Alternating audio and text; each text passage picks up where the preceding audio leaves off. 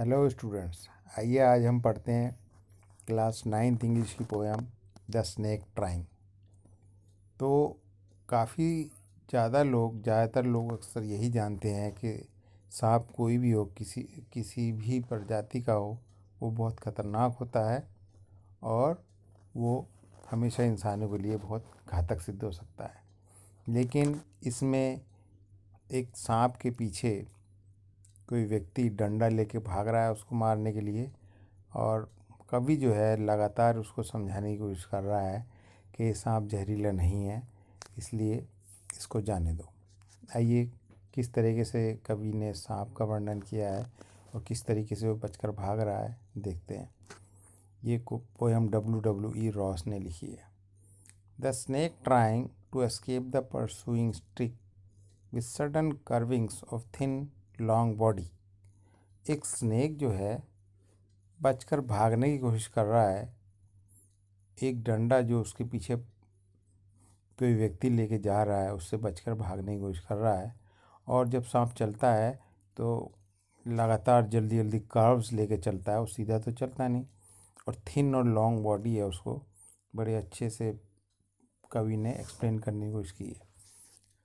और कवि कह रहा है, how beautiful and graceful are his shape. The poet is really very impressed with the shape and beauty of his body. He glides through the water away from the stroke. और वो glide करके मतलब बहुत तेज़ी से भाग जाता है पानी में, ठीक है, फ्रॉम द स्ट्रोक, जैसी डंडे को देखता है वो। और कवि कहता है, O let him go over the water into the reeds to hide.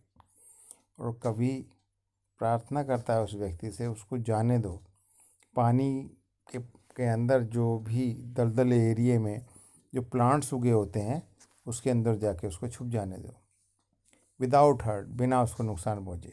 Small and green, he is harmless even to children. क्योंकि वो सांप तो छोटा सा है, ग्रीन कलर का है, और वो बच्चों को भी कोई नुकसान नहीं पहुँचा सकता है। अलॉन्ग द सैंड ही ले until observed and chased away. वो सांप बेचारा आराम से रेत में लेटा हुआ था, अचानक किसी ने उसको ऑब्ज़र्व किया, ध्यान से देखा और फिर उसको मारने के लिए उसके पीछे भाग लिया। And now he vanishes in the ripples among the green slim reeds. और वो एकदम भाग गया और भागने में कामयाब हो गया, और ही वैनिशेस, वो गायब हो जाता है। वैनिश का मतलब अदृश्य हो जाता है। वो जो लहरें हैं, जो रिपल्स पानी की वजह, हवा की वजह से उठती रहती हैं पानी में एक झील के अंदर, और वो जो वहाँ पे वेजिटेशन उगी हुई है उसमें जाके वो गायब हो जाता है, छुप जाता है। तो ये एक छोटी सी पोएम है जो कवि ने बहुत अच्छे अंदाज में सांप के बारे में एक्सप्लेन की है। और एक ही वर्ड मीनिंग इसका इम्पोर्टेंट, रीड्स जो फ्रेश मार्श प्लांट्स होते हैं, मार्श होता है दलदल एरिया, मोटी मोटी स्टेम्स होती है उनकी। I hope you understand this poem and easily answer the questions of this poem. Okay, thank you.